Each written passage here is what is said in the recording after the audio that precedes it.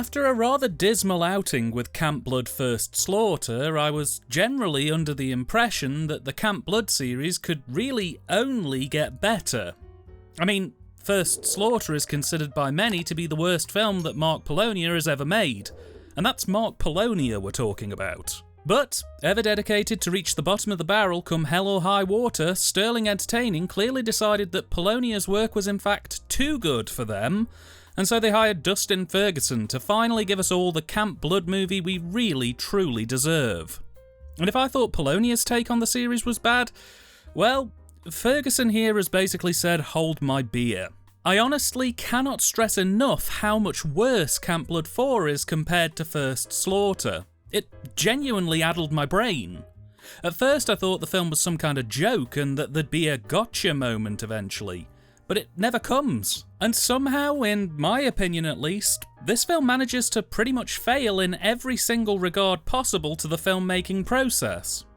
There's not one aspect of this production that I think is handled well, and the fact that this film still retails on streaming services for $13 on its own actually blows my mind. Like, if you've willingly paid $13 for this film, I firmly believe you either need to be committed or, at the very least, the government need to have the ability to limit or monitor your spending habits. I mean, I spent $25 on the complete Camp Blood box set, which was 11 films, and just for having it contain Camp Blood 4, I feel like Sterling Entertainment owe me money. So, here's a full breakdown of the whole movie. I can't really spoil anything because there is nothing to spoil. The film opens establishing in the first 5 minutes that the film takes place 3 years after Camp Blood First Slaughter, and we open with a couple going into the woods, having sex, and then getting murdered.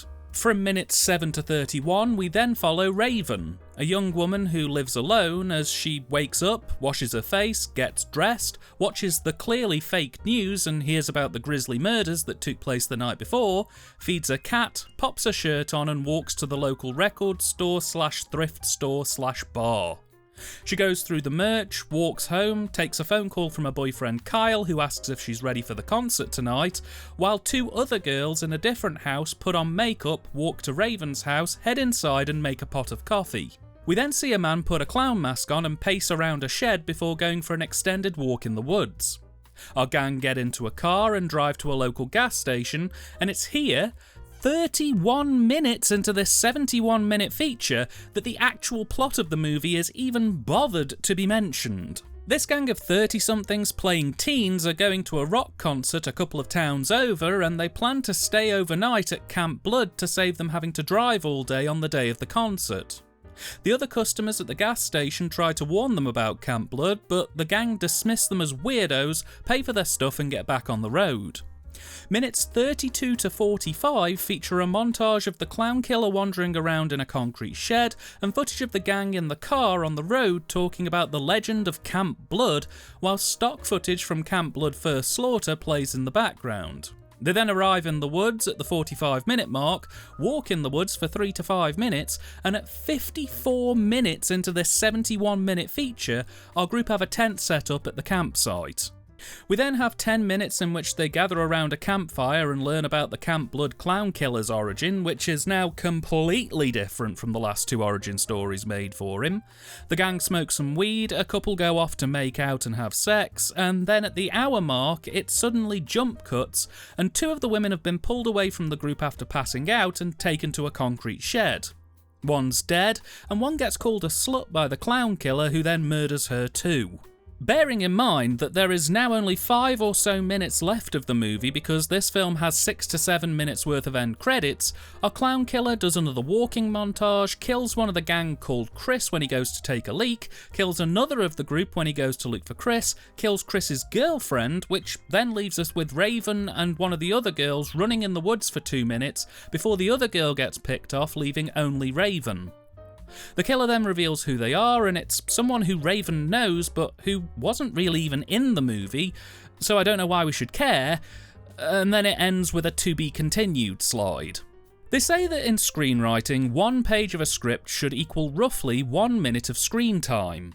If that's the case for Camp Blood 4, we have a 71-page script wherein 60 pages are blank, and the remaining 10 have some variation of "Our cast walked to X" written on them. Because realistically, that's all this movie is.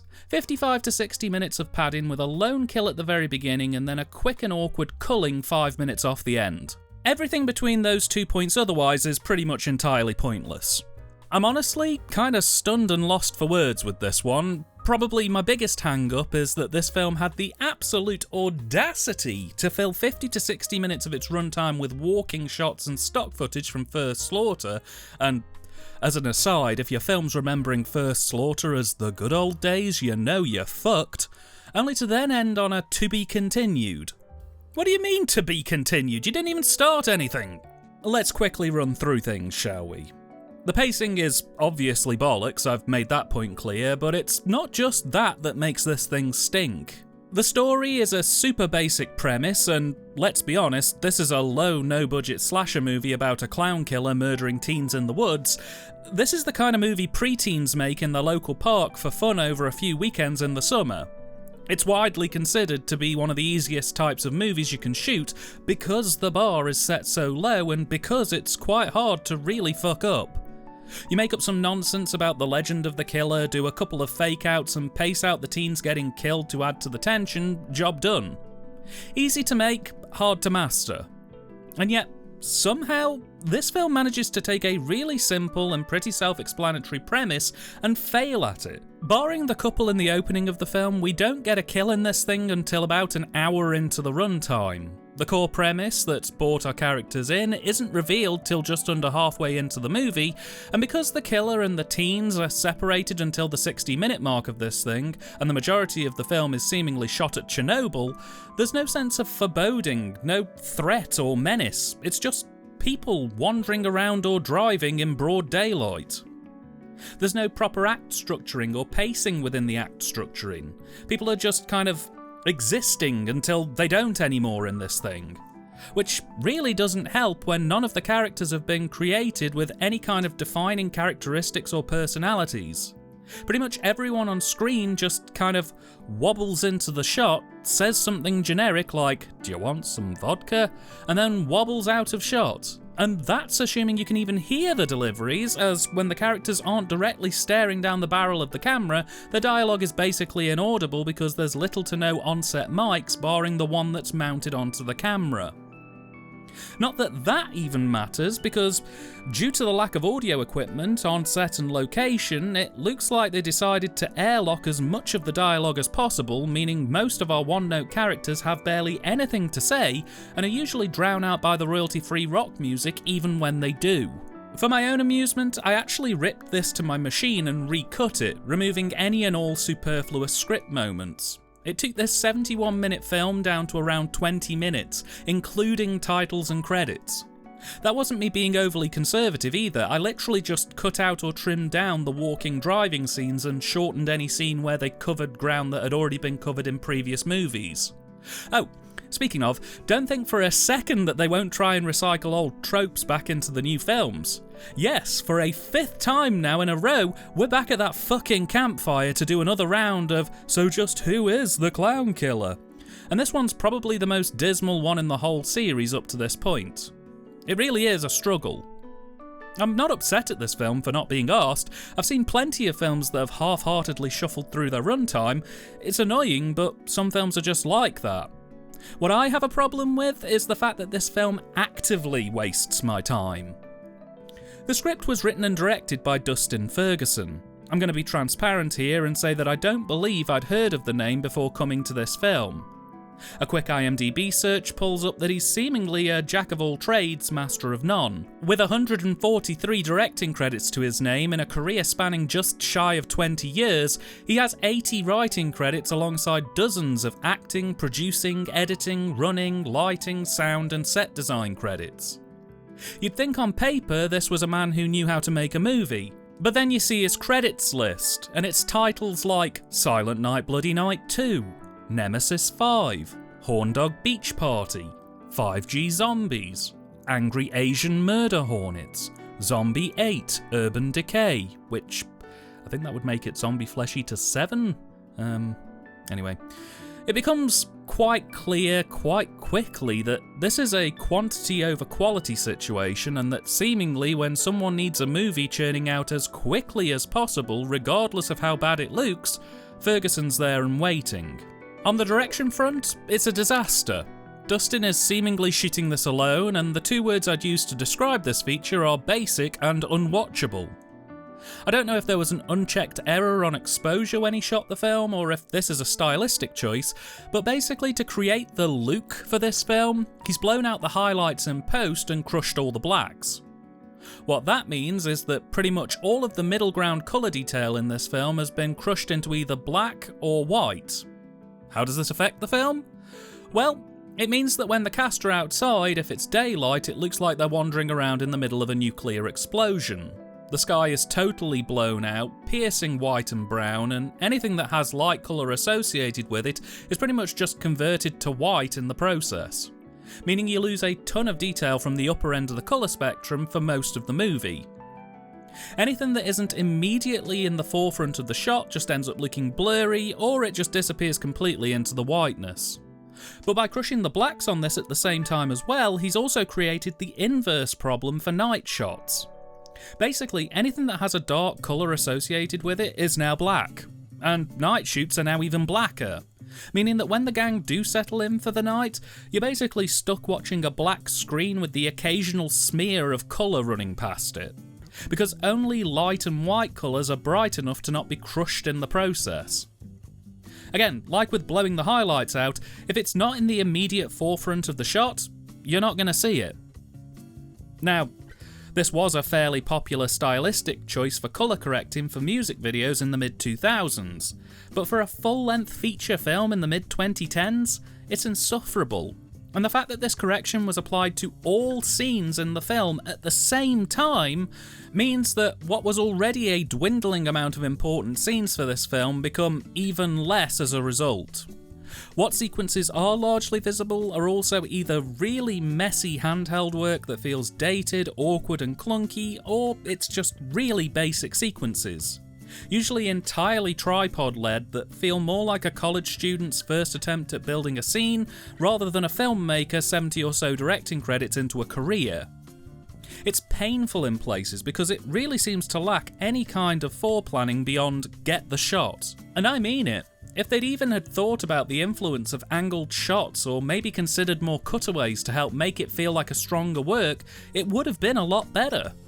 But instead, it just comes across as someone trying to get a day's shoot in the can with a dead behind the eyes attitude to the end product. Direction of the cast is equally dire. The lack of dialogue and audio issues are problematic at the best of times, but most of this film is literally just people stood on their mark looking at things or walking to their mark, and then when they did have dialogue, it's clearly a one take and done type process.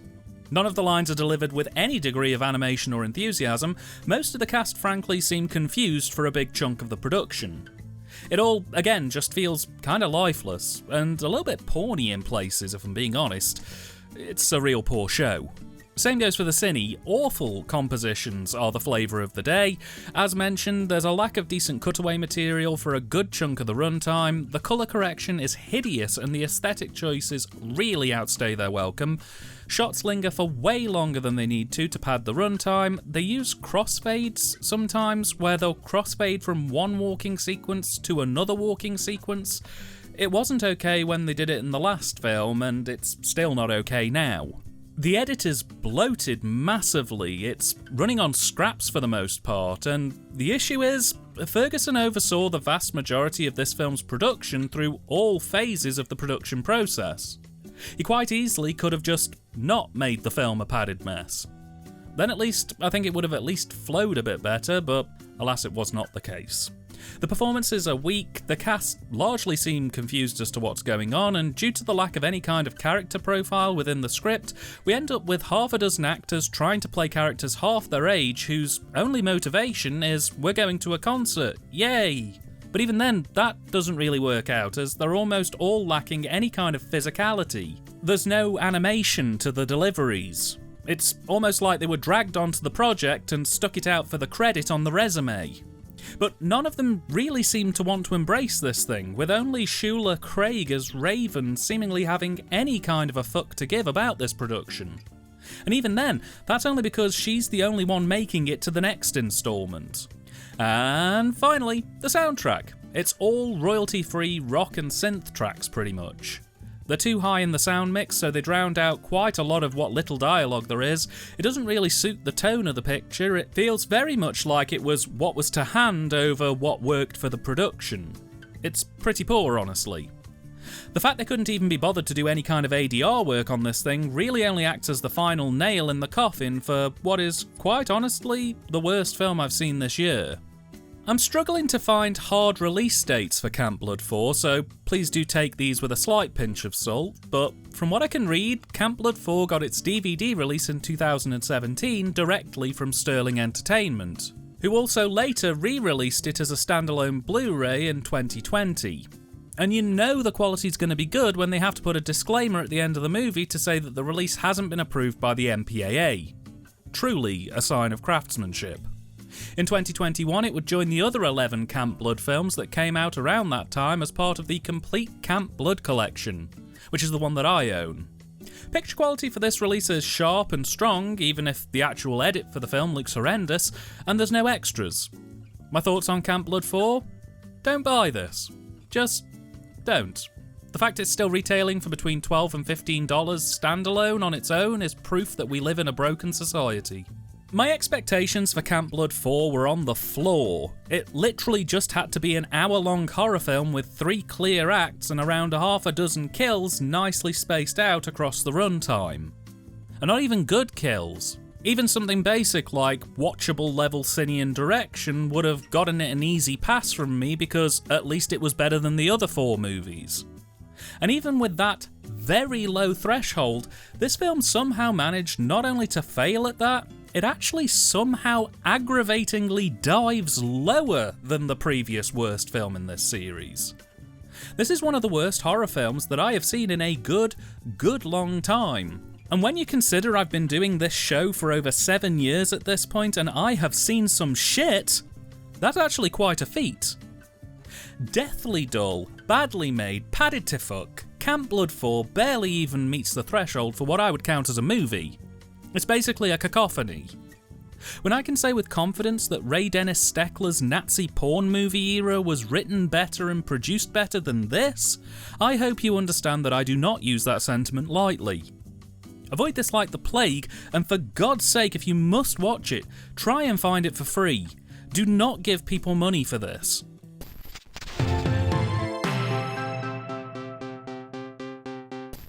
Okay, so this is going to be a little bit of a last-minute addition because originally I was going to wait to cover Camp Blood 5 next year as its own dedicated video.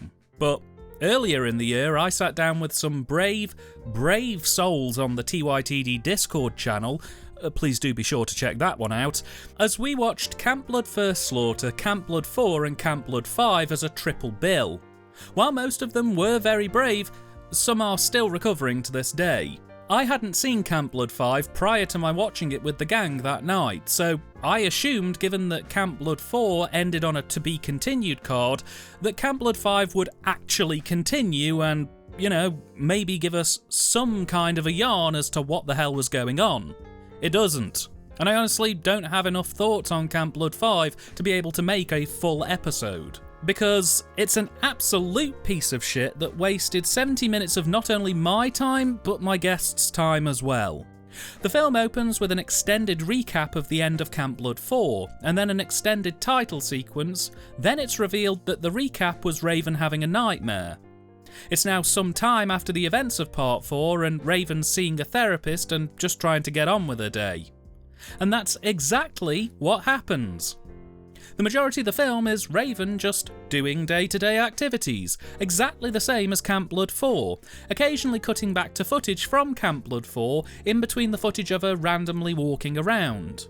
Eventually, she gets a call from a friend inviting her to a movie night. She heads over, and I shit you not, for the next 20 or so minutes of this film's runtime, we watch 2 actresses silently watching the 1993 SOV film Things and Meat Hook Massacre.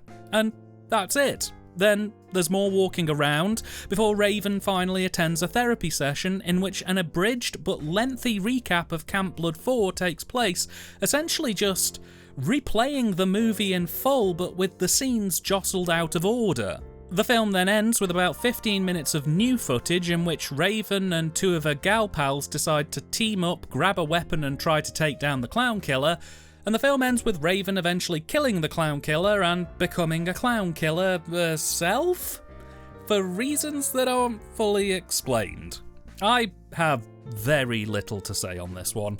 It was shot at the same time as Camp Blood 4. It contains, all in, about 15 to 20 minutes of footage that wasn't shown in First Slaughter or Camp Blood 4.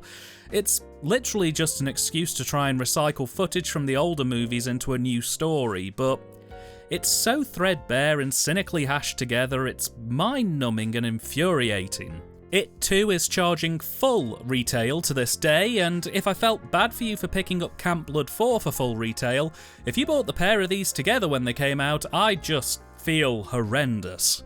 Because you've basically just spent $26 on Camp Blood 4 and Camp Blood 4 with 15 minutes of extra walking footage bolted on. The Direction and Cine are as bad as Camp Blood 4, the performances are equally awful, they basically recycle the score of Camp Blood 4 into this one, they drape hideous effect plugins over Camp Blood 4 footage to try and jazz it up, but it just somehow makes it even more unwatchable. Both Camp Blood 4 and 5 were released in 2016 on DVD and both got the Blu-ray treatment in 2020, and the fact that this one somehow has a 2.5 out of 5 on Letterboxd deeply disturbs me. I have nothing more to say about Camp Blood 5 or 4 or the work done here by Dustin Ferguson. By the end of the screening of this film, both me and the half dozen or so folks who turned up to tolerate it all agreed that this was a prime example of a bad movie that should just be allowed to be forgotten and rot. It's not so bad it's good, it's not entertaining, it's not worth your time. Avoid both 4 and 5 if you can possibly help it, and I say this with sincerity. I cannot begin to comprehend how Camp Blood Part 6 could possibly be any worse than these.